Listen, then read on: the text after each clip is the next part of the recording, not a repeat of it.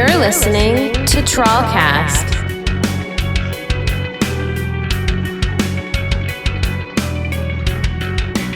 That's right, ladies and gentlemen. Welcome back to episode 11 of TrawlCast. My name's Sean Matthews. And I'm Seth McClellan. Yes, we took a week off. We were busy guys. We had some other things come up, so we needed to take some time for ourselves and our band. We had some exciting stuff happen for us, and we wanted to take some time to kind of let the dust settle a little bit around ourselves, collect our thoughts, and then come back and let you know what has occurred in the world of Trawl and, you know, what we're doing right now. So, Seth, what's one of the big things that happened this past week? We actually got together to practice for the first time since, I'm going to say, I don't even know. I'm going to say March. Yeah, it was March. Yeah, and which was really exciting. A little scary because, you know, obviously the situation we're in, we want to make sure that we're being, you know, responsible and safe. At the same time, we're trying to, you know, obviously find a way to continue and get back out there and practice and do it. So I think we were good about, you know, kind of social distancing and being as safe as we could be. And yeah, people wearing masks and whatnot. It was very safe. It was very, very courteous of us to be nice to each other. You know, some people may not have the best of immune systems and whatnot. So, yeah, we were very nice to each other. There wasn't a lot of hugging, unfortunately. No hugging. But so awesome to get back in a room again. Yeah. And play music with people. Yeah. It was absolutely. I mean, awesome. It felt really good. We all got into the room, and the best part is, ladies and gentlemen, is we were a full band practicing. This wasn't a, you know, it's just Seth, Gary, and Sean. Like, we had a guitarist joining us, a gentleman who we've actually been working with for a little bit to try to get him up to speed on all the Trawl songs, all the new ones, all the old ones, and we've actually started writing some stuff with him already, and it's only been a practice, so that's really exciting. So we were together as a full four-piece. It was amazing. Slightly orgasmic, I think is a better term. It was great to see my brothers in Trawl. It felt really good to be in a room practicing again and playing music that we've worked so hard to come up with for you know, it's been, people to hear. Yeah, for about 2 years. Yeah. Actually, our 2-year anniversary has just come and passed us the beginning of this month. We're recording in June right now, and our 2-year anniversary hit June 1st. So happy anniversary, buddy. Yeah, happy anniversary, man. Yeah, that really went quick. Yeah, no doubt. Yeah, it did, but it didn't. You know, when you think back on everything we've done, it feels like 2 years, but when you just think about it, you're like, oh, well, yeah, 2 years. That was a quick 2 years. But, yeah.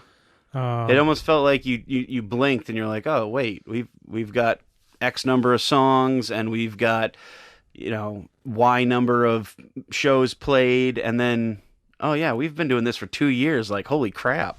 Yeah, man. So, I guess do you want to keep fluffing it up, or do you want to just tell people who the guitarist is? You know, I think we just tell them. All right. Well, I mean, people have heard of him before. They've seen him play live shows.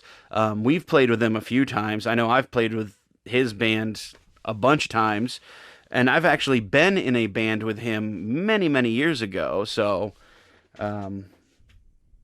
he is a technical wizard, I think. He's not a mad scientist. He's a special scientist. I called him a mad scientist the other day, and he was like, no, I'm a special scientist. Yeah, he's the special scientist. Yeah, it's if you're waiting, and I don't care if we have a drum roll or not, that's cool. But I'll put a drum roll in there. All right, cool. Ladies and gentlemen, the newest member of Trawl.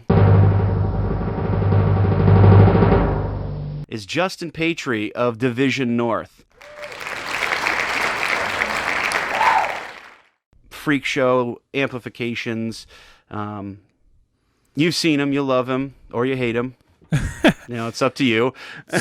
So excited to work with Justin and to finally be able to tell people that we are working with Justin. Right. As you mentioned, he's been in many projects in the past. When I first met Justin, he was in Athame, which was probably around 10 years ago. Loki and Athame played a few shows together. And then he was also in Left on the Outside. And in those days, we also, played with that band. So I had run into Justin a few times over the years with different bands, with my different bands, with his different bands.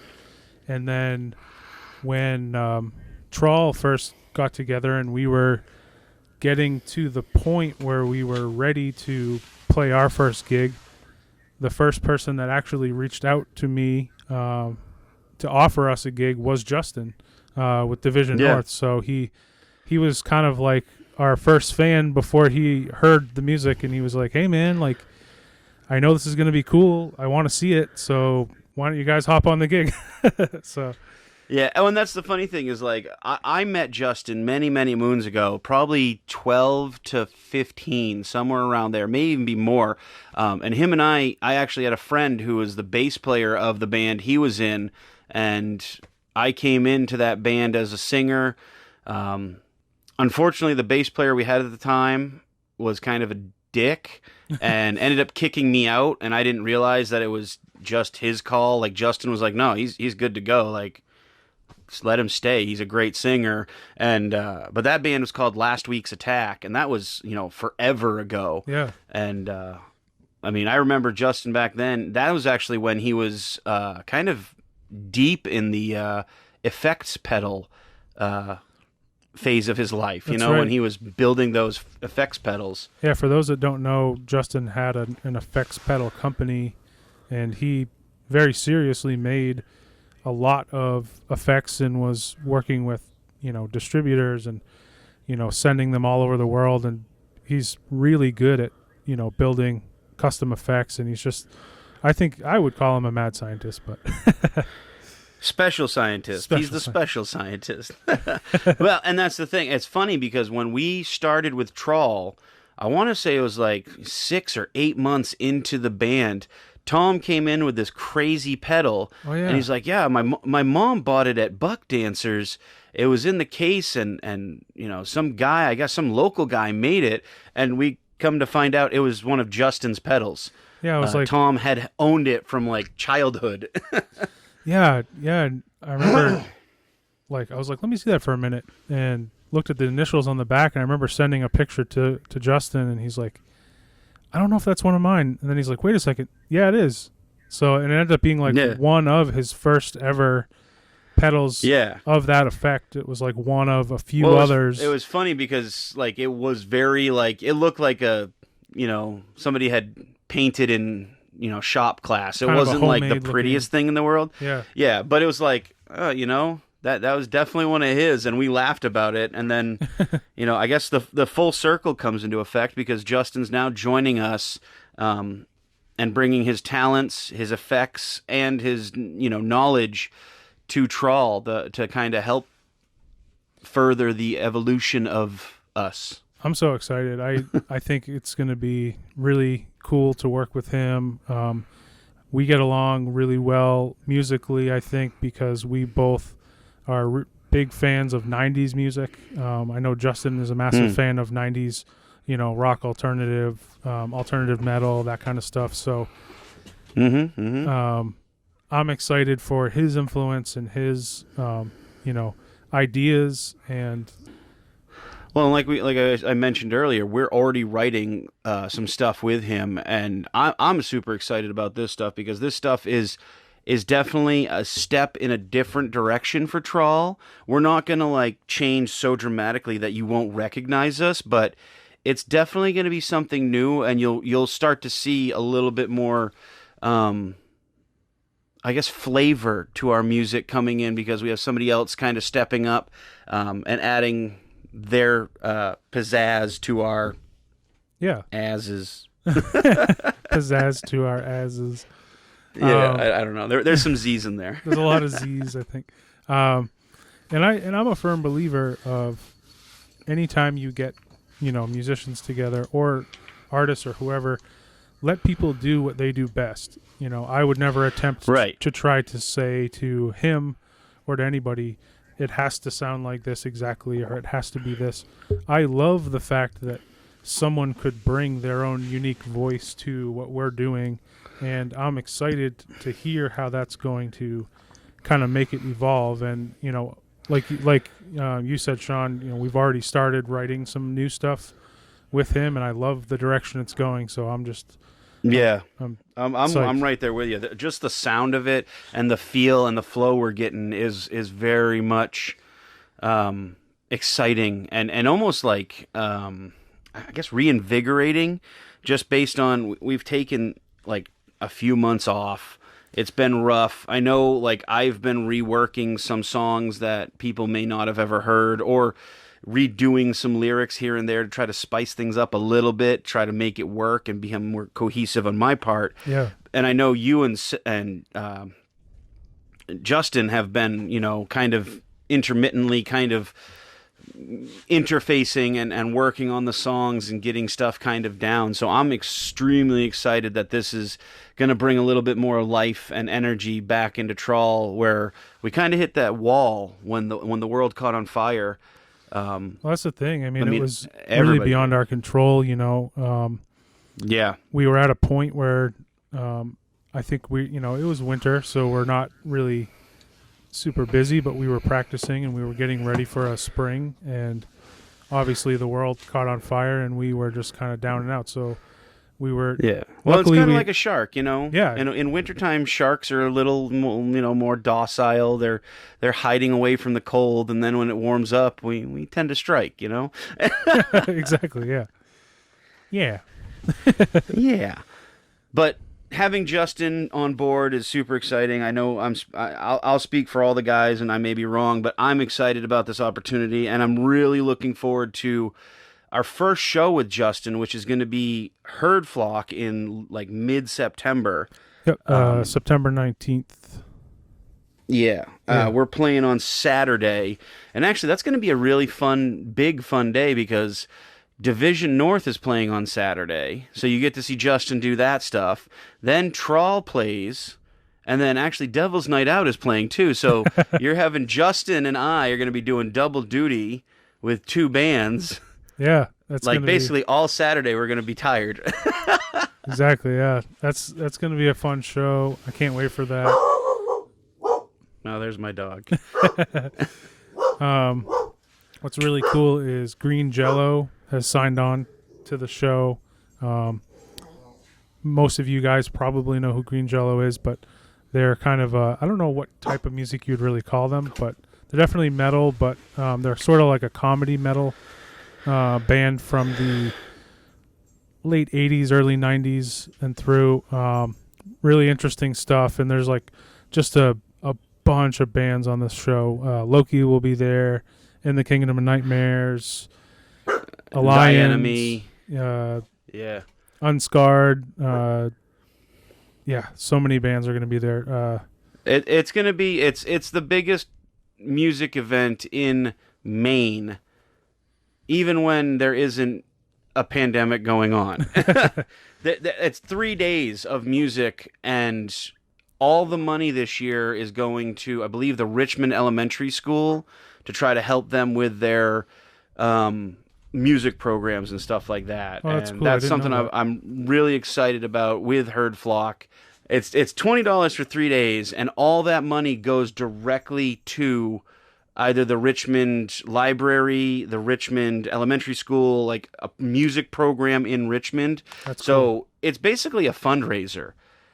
I love that. That's cool. I mean, to know that obviously that many bands are involved, and we've talked about him before. Johnny Wags from Alliance, who heads up Stage 5 Productions, helping to run things, is doing it upright and doing it for a good cause. That's just awesome.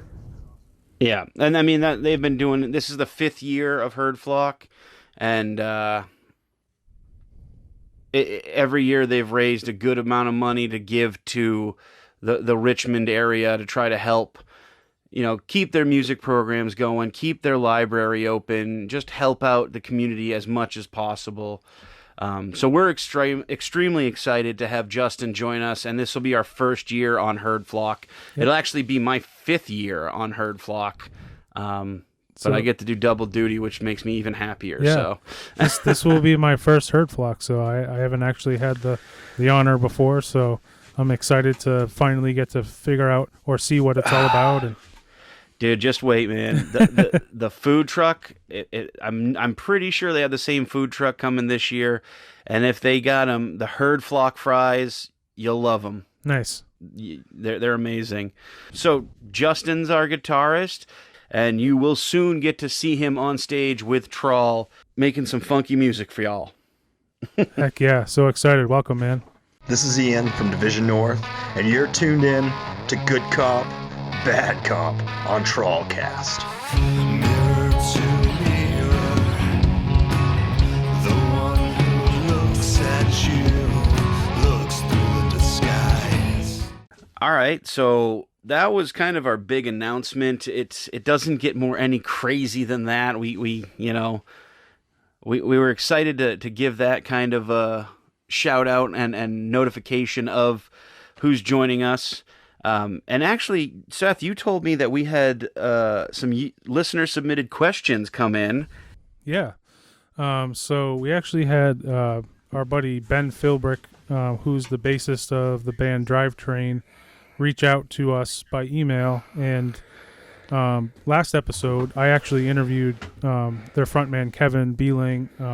If you haven't already, make sure you check out that episode. But go back and listen to episode 10, ladies and gentlemen. Yeah, but completely independently from that, Ben just reached out to me or to us on our email and just had two pretty fun and profound questions that I think will be fun to answer. So the first one is, could you envision Trawl taking on any other side projects under the Trawl brand? And I think where he was coming from on this was the fact that, we're a band that has started a podcast, which is kind of, right, going outside of the box a little bit from a traditional band to do something. And he was basically thinking, hey, is there any other side projects that you guys could see yourselves doing under the Trawl brand? Well, it's a very interesting question because, I mean, the Trawl brand as it is right now is still kind of in the infancy. We're still kind of finding ourselves and feeling ourselves out. The podcast actually came about because you and I had been talking for about a year now. Yeah. Well, I know we've mentioned this, but we wanted to do a podcast because I know I personally listen to a ton of podcasts, and you mentioned you did too. Me so too, yeah. Kind of just getting into it, like, it was just like, you know what? I found this program, Anchor.fm. Thank you for sponsoring us.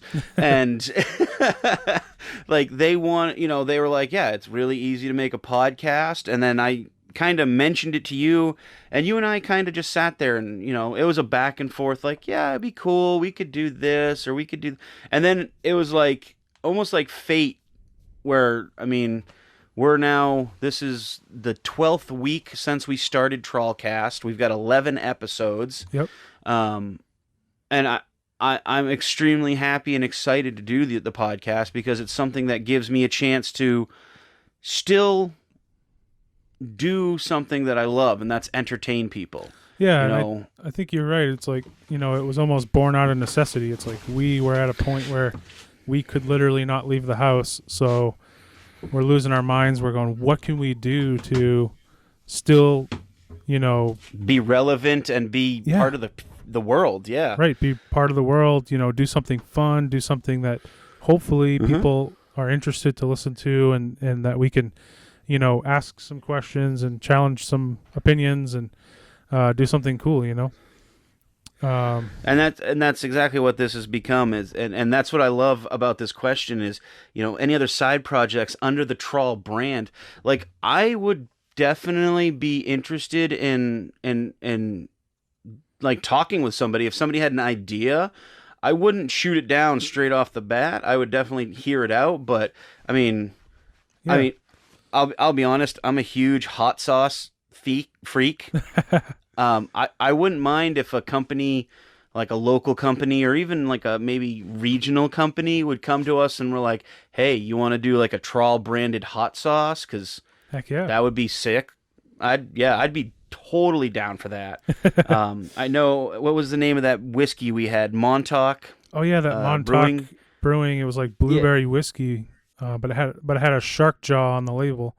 Yeah, I mean, if they reached out to us and were like, hey, we really like your logo, and we'd be like, hey, we really like your whiskey, like, if they wanted to, like, do something like that, I'd be excited about that kind of situation. I don't know about you. Yeah, absolutely.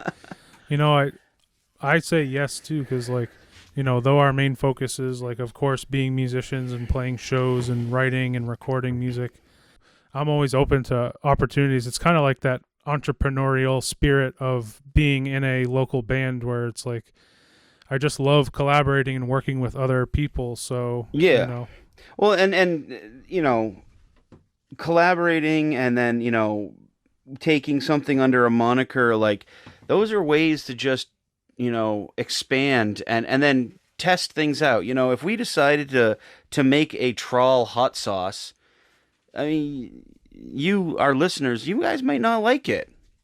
That's okay. Like, it's something that we have to learn when we go, forward. If it's gonna work, we want it to work. We don't want to put something out there that we don't like, first and foremost, and second of all, we don't want you guys to hate it. We actually want you guys to enjoy it, and I think that's the big picture for us. That's the thing too, is if something didn't feel right, or if it, like, I kind of, creatively would want it to kind of forward our brand in a way where, like, it's, like, I want to work with good people and good companies and good, that sort of thing, not just do something for, we're not Kiss. We're not just going to, money we're grab. not going to come out with Trawl branded diapers, okay? It may be cute on your kids and your toddlers, but Huggies is not reaching out to us to do a Trawl branded diaper. Yeah. And if they do, our email is trawlband@gmail.com. And and let's be clear, like, nobody's beating down our door being like, hey, we want to work with Trawl, like, with a cigar and right, with like a visor and a cigar, like, we're gonna make a deal, kid. Like, that's not happening. I see here. Yeah. But that's, I would love to have another, I guess, side project with the Trawl brand and moniker associated with it. I would love to do that. I think it would be super exciting. It would be super fun, especially if it was something that was maybe a little out of the mainstream of music. Like podcasting. I know there are musicians who do podcasts. I know there are some bands that do podcasts. They're not a lot, but I feel like we're definitely one of the few that gets out there as frequently as we can, and we're doing exactly what we set out to do. We're not doing anything that we can't do. Right. We're doing exactly what we want to do, how we want to do it, and that's something with any other projects I would love to have is, if we're going to do it, we're going to do it with our input and our way. Like, I don't want to sound mean or anything, but, like, I want to make sure if it's going to have our name on it, like, I don't want it to be bad for the general population. No, absolutely. Like I said, yeah. I personally don't hype anything up that I don't personally use. If I get into a certain coffee, like, I'm a huge fan of Death Wish coffee, have been for years. Yeah. And I very much tout them as much as I can. I love their coffee. I think they're great flavors. I think they're good people there. So, that's a brand I would definitely, fight for. Yeah. And I think it works best in those situations where it's a natural fit anyways. It's like, I would never want to fake support or promote anything that I don't really even like. Yeah, I like think I said, I don't want to get Huggies involved and then have them, they make a Trawl branded shark diaper, and it's like, yeah, but none of us have young kids. Like, if you would have come to me like 6-7 years ago when my youngest child was in diapers, yeah, I'd probably have been like, yeah, let's do this, and my kid can, absolutely, and if it worked out, fine. But if it's not something I'm gonna put myself behind 100%, I don't want to. I don't want to do it. I totally agree, and I also think that's sometimes the best way to get in front of, a brand or anything. You reach out to them and say, "Hey, I'm already a customer. I already love what you guys offer, what you have to offer. How can we be a part of it?" That gets. I think it gets you further than, "Hey, I'm not sure what you do, but listen to my band." No, it doesn't really work that way. It's like, people want to help people that help themselves. So I think. Well, and it's funny that this conversation, like, it kind of reminds me of all this stuff I see on, like, Facebook. I try not to get on Facebook too much because it's definitely toxic. Bad for you. It's so bad for you. But I do see these things that are like, bad. Yeah, well, I have to be too, but I see these things that are like 23. Pictures and it's, one of them was like Instagram influencers getting their comeuppance, and I'm like, what is this? And then it's like, I don't want to go to a company and be like, hey, we would love to have you give us a bunch of free stuff, and then we'll tell people to buy your stuff.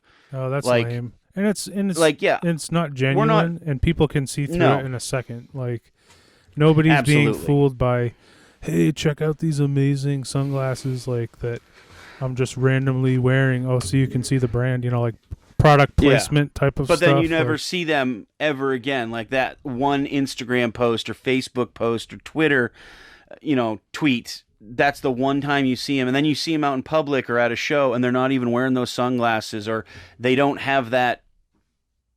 They have a water bottle, but they've been talking like, oh, I love my Yeti. But then they've got like an LL Bean friggin' aluminum can that they're drinking out of. And it's like, well, why would you be pushing that product if you're not actually using it? Like, it doesn't make sense to me. Just yucky.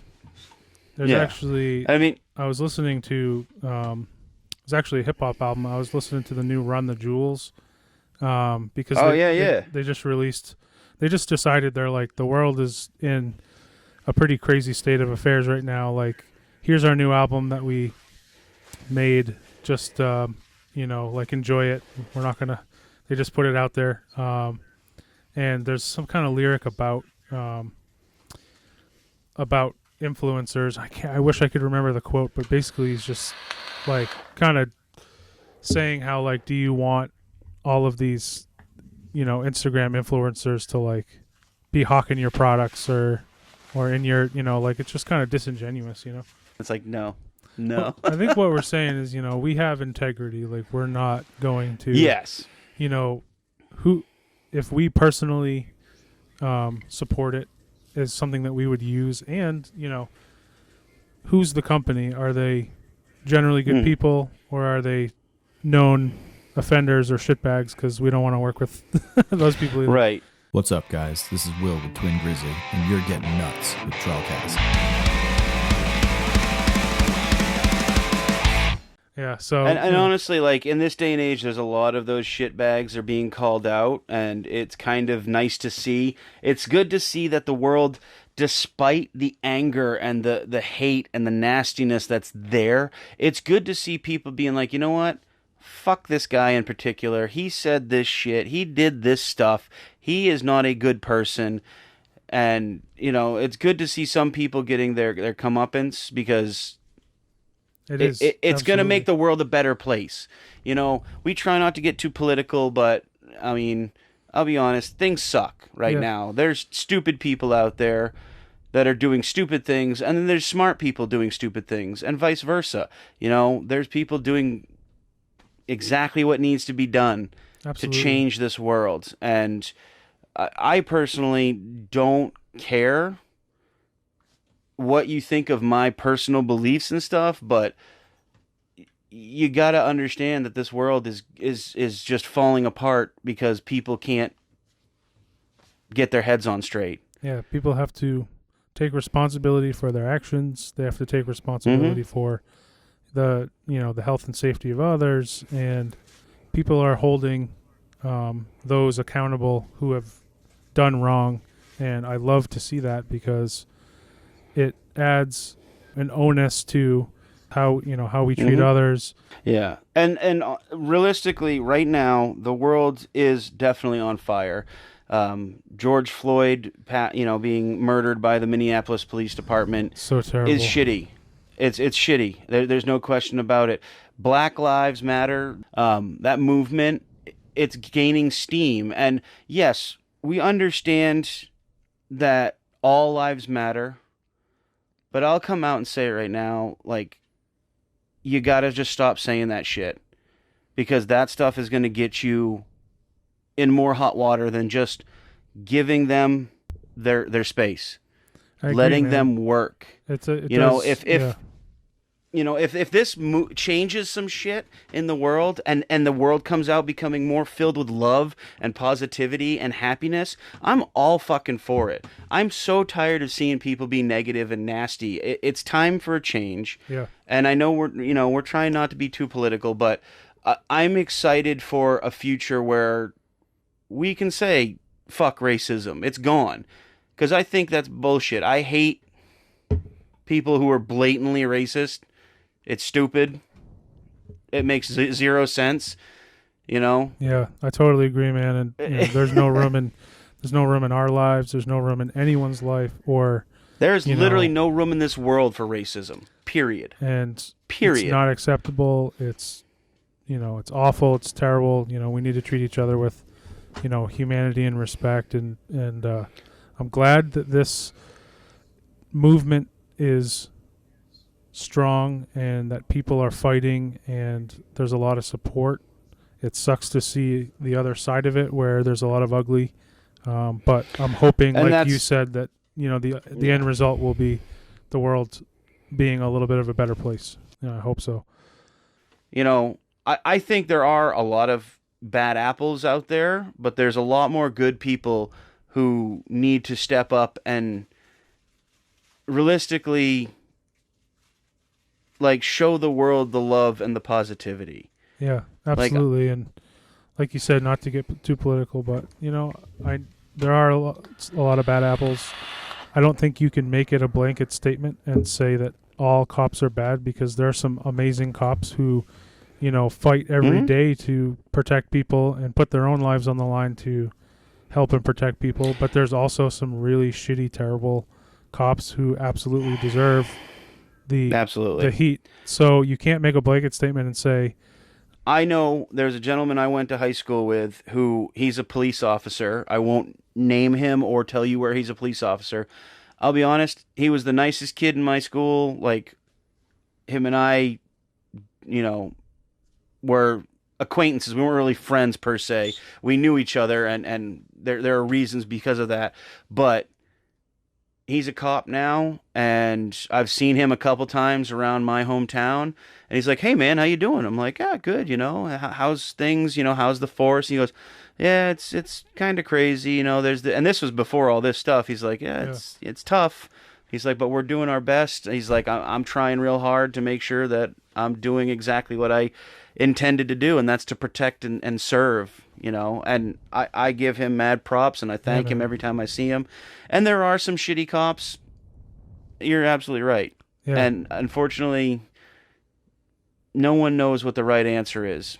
No, there's no easy answer. So I think, just, leadership needs to be responsible, and we need to have good leaders and good checks and balances to make sure that, when you're hiring people with good character and things like that. And it's about all you can do.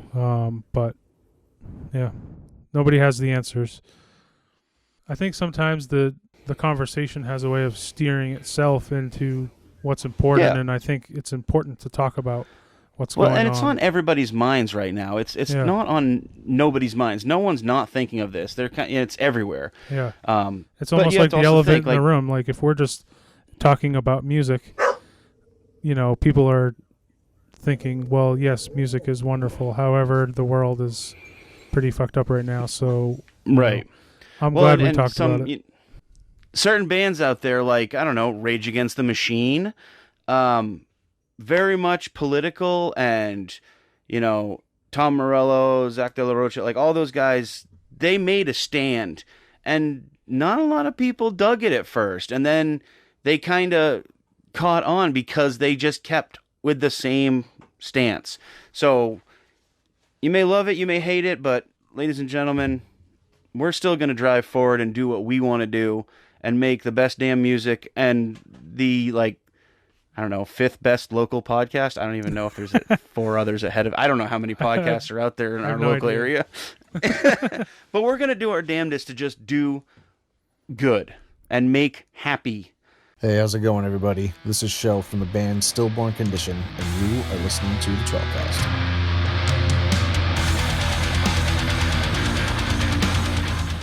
So, Yeah. on that thought, the second question that Ben sent us is, who are your biggest local musical inspirations? Yeah.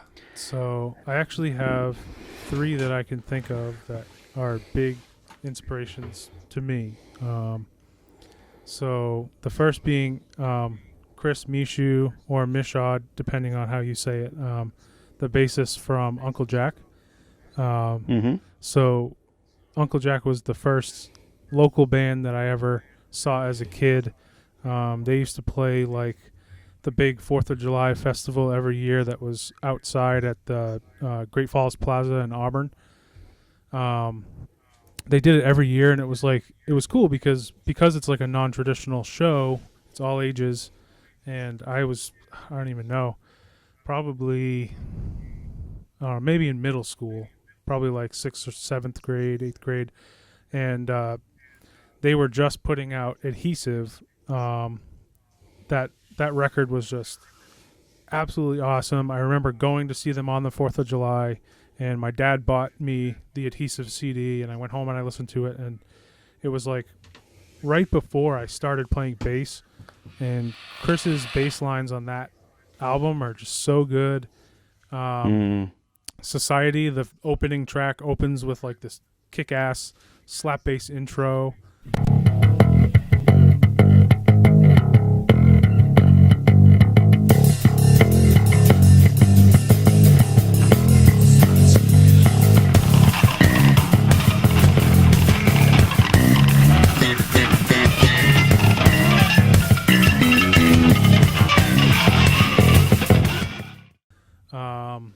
And shortly after, when I started playing bass, I started learning those songs, and I was just it was cool because I'm like, oh, this band is actually local. I could meet these guys, and eventually I did. And Right, yeah. And now I'm, friends with Chris on Facebook and stuff, and we talk about jazz basses and stuff, which is cool. And he's been super friendly and kind to me. But probably about 10 years after I had first seen them, so I fast forward to probably 2007, 2008. We go in to record the first Loki EP that I'm a part of with Wyman at the Halo. And, Wyman would always ask us, hey, bring an album that, you like the kind of tone and feel of as far as thinking about your instrument. And, that way there I can get an idea for what you're going for. So I brought Adhesive with me. And I don't know if I ever told anybody that, but that's how much it meant to me. Like, I was like, I'm making my first real recording in a real recording studio. I want my bass to sound like Chris from Uncle Jack. So there's that. That's awesome. I don't know. Do you want to trade off? Do you want to talk about one? I mean, so my musical inspirations, I don't know if they're inspirations or if they're more of people who kind of helped me move forward and push myself. And I mean, starting off, one of the first people I remember that kind of was really like, just do it, man, just do it. Like, what the, once I got into like the bigger local music scene instead of like the high school music scene, was John Taylor of Loki fame. Yes. I was their roadie for a number of years, and like always singing and talking about doing music and stuff like that. And he was like, dude, just do it. Like, nothing's stopping you. Just go do it. And it was kind of like one of those things where I was so young and shy. And it's funny, if you see me now, like I'm not that shy. Yeah. But like back then I was like, yeah, I don't know, I was timid, and I was just like, but yeah, he definitely helped push me, and like he was not afraid to say, like, dude, do it. Like, there's literally nothing holding you back. Like, go find a drummer, find a guitarist, just start doing something, start writing lyrics and stuff like that, and see where it takes you. And yeah, he was one of the first when I really got out into the music scene that was like, yeah, just do it. I can relate. JT has been like a brother to me, and over the years, and I was very quiet and timid when I started in that band, and when I met him as well. And same thing as you're saying, he was always just like, dude, who cares? Just do it. Have fun. Push yourself. Right. And that's the thing, is he never... Yeah. He never like said, whatever, okay. Like, he was always very like positive and very like, you can just do it. Like, he was almost like a bad influence. He's like, just do it. What's the worst that's going to happen? Just do it. Yep. But then, like, looking back, it was literally like, he was just like, dude, nothing bad's going to, if the worst that's going to happen is people don't like it, and you don't have to do it. Like, but if people like it and they want it more, what's so bad about that? Like, you get to do it again, and if you do it again, then more people are gonna come, and more people are gonna like it. And you literally, looking back, it was definitely somebody who helped turn the tides for me. Yeah, absolutely. And JT he's got a magnetic personality, and he's got a way about him that is just kind of contagious. If he's he's definitely, for me, like that person that was like, if you see him pursuing something, you're just like, dude, absolutely, I'm gonna try that, I'm gonna give this a try. He's just so I absolutely agree. We got to have JT on the show, because I feel like more people that don't know him need to experience the JT, the personality, because he's such old a good Papa dude. T. Yeah, so Old Papa T. Yeah, absolutely. I'd love to have him on the show. And again, I mean, I've known him for a long time, and you've known him for a long time, and we've both worked with him in different scenarios and points of our lives. So I would love to have him come on and just kind of talk about everything. Just talk. Yeah. I love JT. He's a good friend of mine that, absolutely, I'd love to talk to. It would be a 3-hour long podcast, so strap in. It'd be like an 8-hour long podcast. Dude, you kidding me? So the second one I had was Twisted Roots. I've got to talk a little bit about Twisted Roots because it's funny. Admittedly, I didn't actually start listening to them until I was probably like 21, because I would hear about them, but I don't believe they often played like all ages shows, or there wasn't many opportunities to like really discover them if you were a kid kind of in that era, because I think they were playing bars mostly and stuff like that. But well, yeah, bars in the State Theater. Yeah, and places like the State and bigger places. But certainly I think I just kind of missed that wave where they were doing big stuff like that.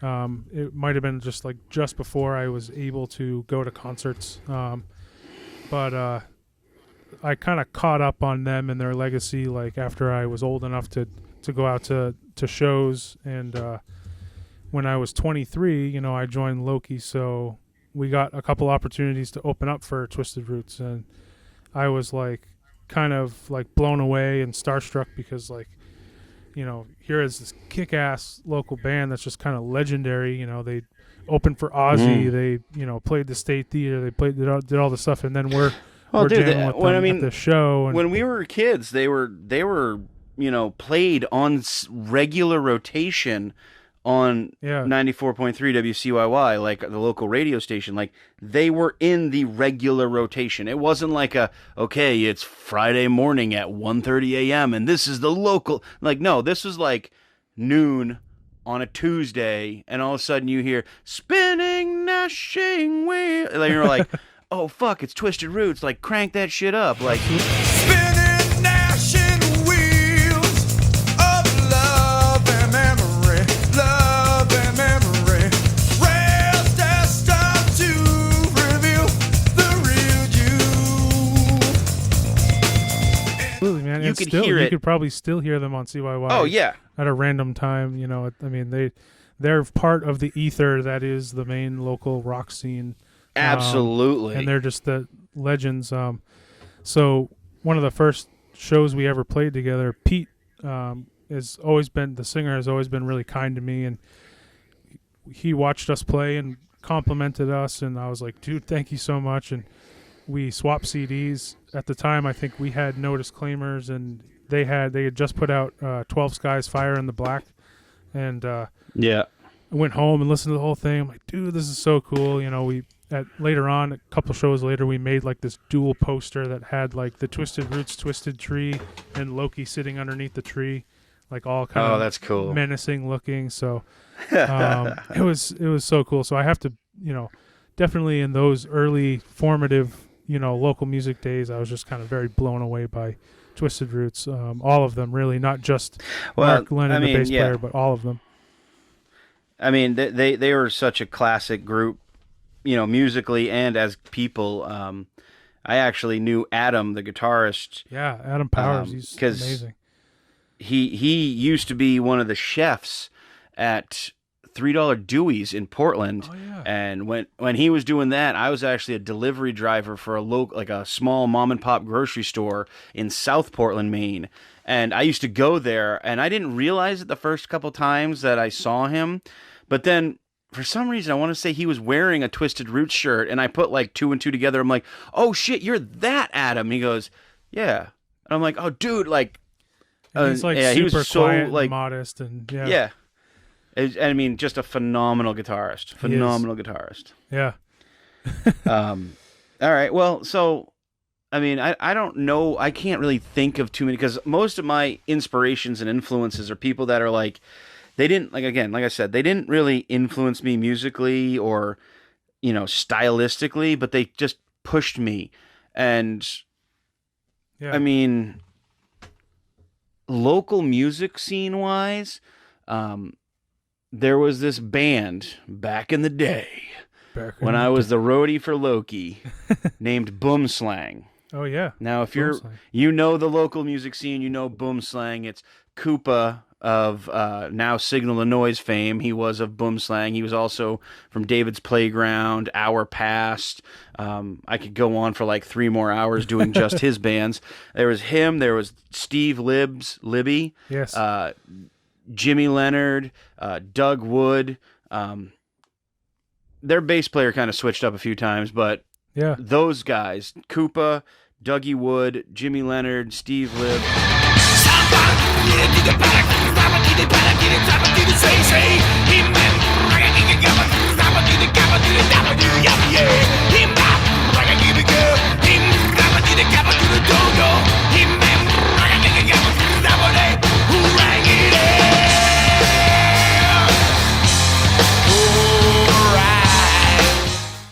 Like, those guys really kind of took me under their wing and were like, hey man, like, if you're going to do it, do it. Like, and Good dudes, man. All those guys are You know, really yeah. good dudes.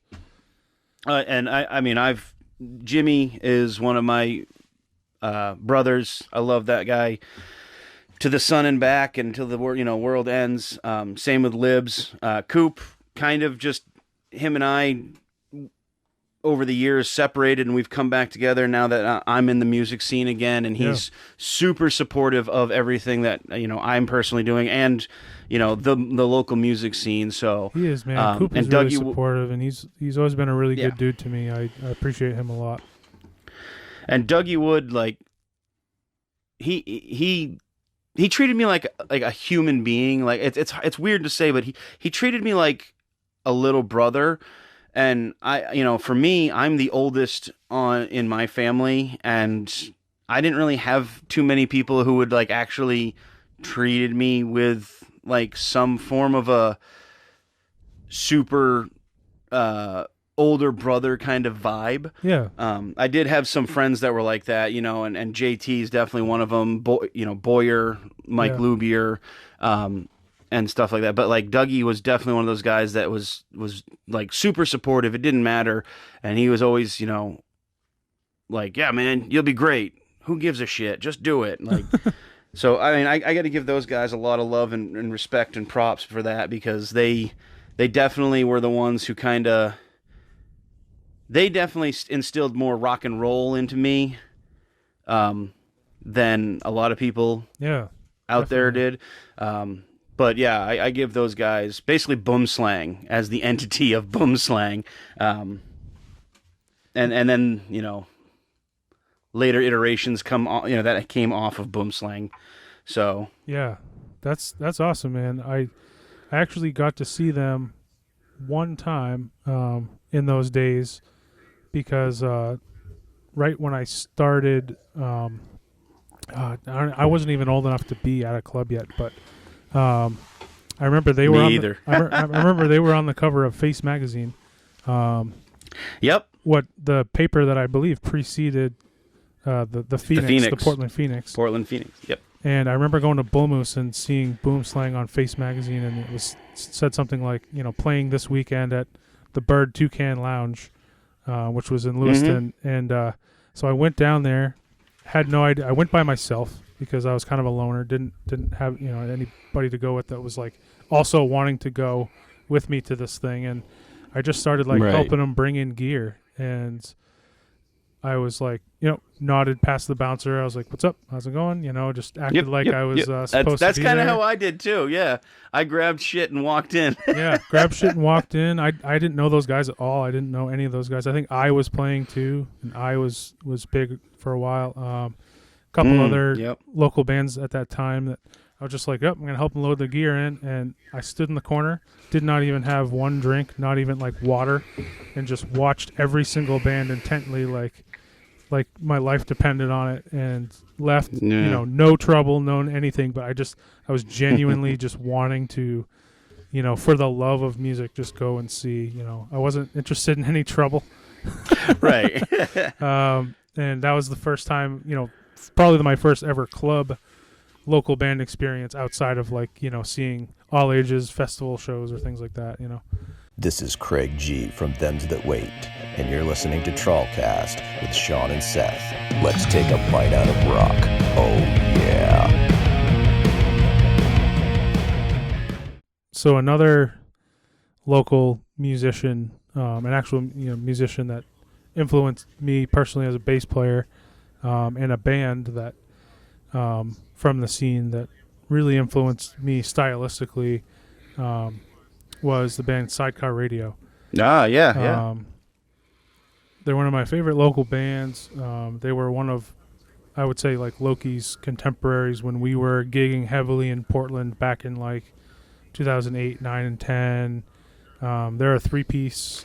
They had like an insane amount of energy, intensity, really good songs, and they were super funky. They had this sort of like, I would say like the Police mixed with like, you know, heavier rock and metal, like maybe even, you know, just a really cool, unique style that nobody was doing. I'm seeing double, but I don't care. I'm in trouble seeing pairs.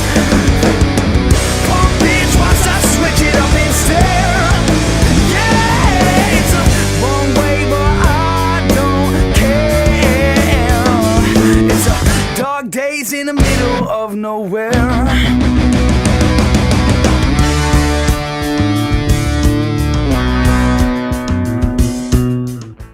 And we got to play a bunch of shows with those guys, like at the Big Easy. Further up north, we got to play a couple times at this place that was in Brunswick called MJ's. It was downstairs. We got to play Club Texas, just doing a bunch of local, you know, shows at the time. But like, those guys were just awesome to watch. Christian, the singer, Jay Stu on drums. Everybody knows Jay Stu. He's absolutely amazing drummer. He's drummed for a ton of amazing local Portland bands and beyond. And then Corey Tibbetts, who was their bass player. Amazing 5-string player, super funky. Dude, he's one of those kids, like, I don't know. He has this time feeling, the style that, like, I was like a fanboy. I would literally, every time we played shows with those guys, I was like in the front row on the side, just like watching fucking squealing bass. like a little schoolgirl. Yeah. You know, as far as like, you know, when I was planning and brainstorming about what I wanted Trawl to become, you know, Sidecar was definitely like, as far as like the attitude and intensity and the funkiness that I kind of wanted to channel and like kind of do in our own way, because I was just like, man, you know, those guys at one point, they got to do some pretty cool things. They got to open for like 311 and Bush, and like they would play with like, there's like a Sublime cover band. I think it's like Badfish. I can't remember what Badfish. They would play with Badfish when Badfish came to town. So they were like doing that kind of stuff. They were playing state theater here and there and everywhere. But then they would also play these small shows with us, and I was just like blown away by their stage show and their intensity and their songs. Yeah. So that's one for me. That Corey Tibbetts, you know, great bass player. Honestly, I think one of my last biggest influencers, or probably the last influencer that really gave me something, isn't even a local musician. It's actually my lovely lady, Kara. We've been together 17 years, and she's always been almost too supportive sometimes. But it's always, you know, when things are rough and things are down, she's always like, we're going to find a way to get through this. You know, we can do it. And when I start these crazy ventures like, I don't know, Devil's Night Out or Trawl or TrawlCast, I get the same speech every time. And for some reason, every single time, it's like the first time I've heard it. And it makes me like, you know, and it's basically, she's like, if you're going to do this, don't fucking bullshit. Do it 100%. She's like, you can get into ruts. You're going to get into places where you're down, where things aren't hitting just right. She's like, don't give up. You know, she basically pushes me to continue, even though, like, let's say a band member quits and things aren't looking great. She's like, you know what? There's going to be rough patches. Keep your head in it. Keep grinding. Excuse me. Keep pushing forward, and it'll be better on the other side. So she's the biggest. I mean, I've been with her for 17 years now. Yeah, man. And I that's an amazing call. Because, you know, I absolutely can say that Miranda, for me, my wife, Miranda, we've been together, you know, 10 years now, just going on 10 years. Same with me, man. She's always been very supportive of, you know, everything I've wanted to do musically and otherwise in my life, or, you know, just bouncing literally every idea, every thought I have, you know, off of her, right, and getting kind of, you know, her compass and her thoughts has been so helpful for me, and I definitely couldn't have done, you know, any of the stuff that I have had the chance to do without her. So and you know, this brings that. it to a point where at some point you do realize people are going to want to have the wives of Trawl or whatever, TrawlCast lady talk or something like that. We'll have to get Kara and Miranda on with us to actually sit down and talk, awesome. And just, you know, we'll figure something out, whether it's a subject or just sit down and have them tell all you guys how insane their, you know, significant others are.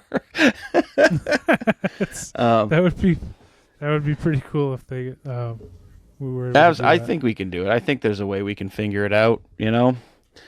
But yeah, you know, I agree with you. It's you know, the people in our life that I think influence us the most are the people that are closest to us. You know, and like I said, personally for me, absolutely. Kara, she's been there for 17 years. We have 2 kids together. It's literally every day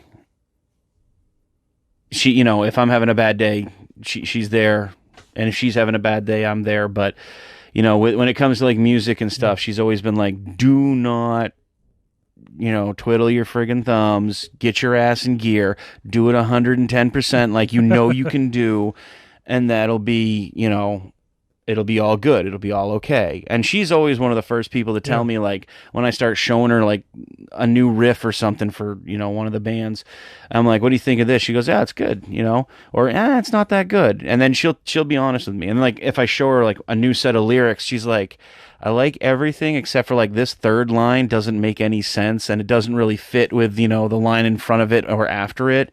And she usually helps me, like, realize that I was like, yeah, the taco truck is great. And it's like, what the hell what does that have to do with anything? So she's always one of my proofreaders. That's good that you guys have that level of, you know, honesty where she can be like, no, that's not. And you're just like, oh, cool. I mean, you know, what do you think? It's one of those things, because I'm my own worst enemy, so I think all my lyrics suck ass. But she's like, you know what? It's fine. Like, it is actually very good, you know, and she'll quiet the demons that I have inside of me that are like, this is terrible. You don't want this. This is not what you want people to, you know, hear. So that's also good. Yeah. So I think this is a good place to end it. What do you say, Seth? I okay. agree. All right, ladies and gentlemen, thank you so much for tuning in to episode 11 of TrawlCast. It was super awesome to be back on the microphone with my brother Seth here. If you do like what you hear, we are available on Anchor, Breaker, Google Podcasts, Outcast, Pocket Cast, Radio Public, Spotify, Apple, you know, podcasts. Like, we're everywhere. You can find us on YouTube. So hit that subscribe button. As soon as a new episode drops, it'll be there ready and waiting for you to hit play. We're also available on YouTube. Like I said, you just got to look for TrawlCast. Once you find it, click that subscribe button. Hit that bell for the notifications. So as soon as a new music video or a lyric video or TrawlCast comes out on YouTube, you'll be there and ready for it. If you can, please rate and review us. 5 stars. Tell people what you like. Tell people what you don't like. If you want to send us a voice message, all you got to do is go to anchor.fm/TrawlCast. There's a little button there that says send a message. Click it. You can record a voice message. You may hear yourself on this very podcast someday. If you have a question, comment, show suggestion, or want to submit a listener-submitted segue, cast a line to us via email at trawlband@gmail.com. If you want more information about Trawl and all things Trawl related, go to www.trawlband.com. That's our website. You can find links to everything there. So if you can't find us on YouTube, you can find it there. Again, thank you so much for listening to episode 11. My name's Sean Matthews. And I'm Seth McClellan. This has been TrawlCast, and we will see you next time with episode 12. Take care. Take care, guys.